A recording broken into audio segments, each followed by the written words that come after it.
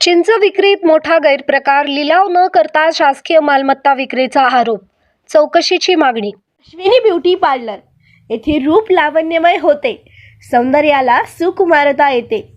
Facial, pedicure, bleach, makeup, hairstyle, eyebrow, hair cut, लग्न समारंभाचे makeup order स्वीकारले जातील। पत्ता: Ashwini beauty parlour, bus stand जवळ, मंडई पेठ, परंडा।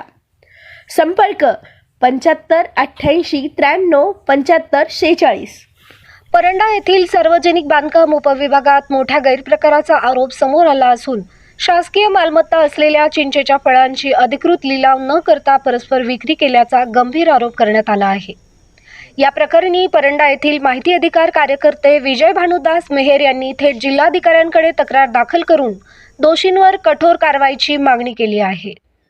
मिळालेल्या माहितीनुसार संक्रमण कॉलनी, देवगाव रोड, परंडा येथील शासकीय निवासस्थान परिसरातील चिंच झाडांवरील चिंच दिनांक 15 फेब्रुवारी 2025 रोजी कोणताही अधिकृत लिलाव न करता विक्री करण्यात आल्याचा आरोप आहे। विशेष म्हणजे हा व्यवहार झाल्यानंतर दिनांक 24 फेब्रुवारी 2025 रोजी केवळ कागदोपत्री लिलाव दाखवण्यात आल्याचे समोर आले आहे।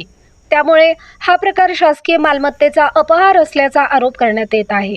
या प्रकरणाची सत्यता पडताळण्यासाठी अर्जदार विजय मेहर यांनी माहिती अधिकार अधिनियम 2005 अंतर्गत 17 फेब्रुवारी 2025 रोजी माहिती मागवली होती। मात्र नियोजित कालावधीत माहिती न मिळाल्याने 26 फेब्रुवारी 2025 रोजी अपील करण्यात आले।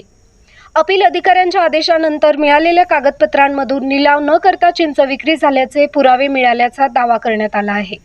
यासोबतच 15 फेब्रुवारी 2025 रोजी काढलेले GPS फोटो व इतर कागदपत्रे देखील तक्रारीसोबत जोडण्यात आली आहेत।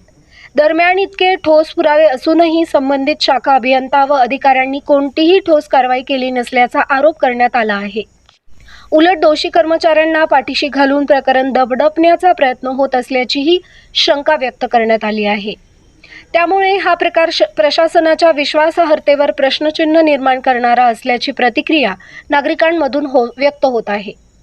तक्रारीतील मुख्य मागण्या: प्रकरणाची स्वतंत्र चौकशी समिती नेमून सखोल चौकशी करावी। दोषी अधिकारी व कर्मचाऱ्यांवर शिस्तभंगाची व विभागीय कारवाई करावी। शासकीय मालमत्तेचा अपहार झाल्याने गुन्हा दाखल करावा।